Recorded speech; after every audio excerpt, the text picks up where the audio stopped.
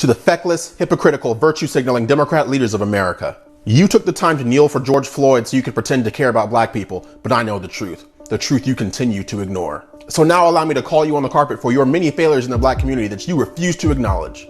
How about kneeling to acknowledge that the worst riots and the worst instances of police brutality in this country are in your cities alone? You are the common denominator. How about kneeling to apologize for having some of the lowest minority, literacy, and graduation rates, but some of the highest single motherhood, abortion, and black-on-black crime rates in your own districts that you yourselves represent?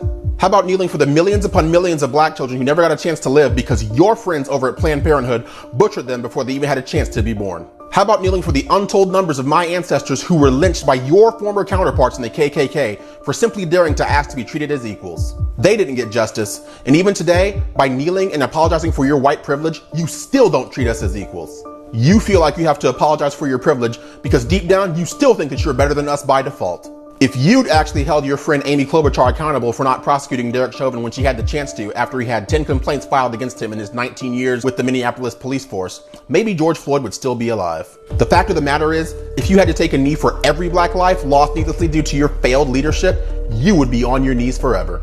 The only black lives that matter to you are the ones that fit your agenda. You know it, I know it, and the world knows it too.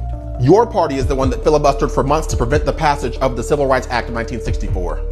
Your party is the one that only had 23% support of the 13th Amendment, which abolished slavery, and had 0% support for the 14th Amendment, which granted freed slave citizenship, and also 0% support for the 15th Amendment, which gave us the right to vote. The policies you have implemented have been the figurative knees on the necks of my people for centuries. And it is because of you and your failed leadership that many of us still can't breathe today.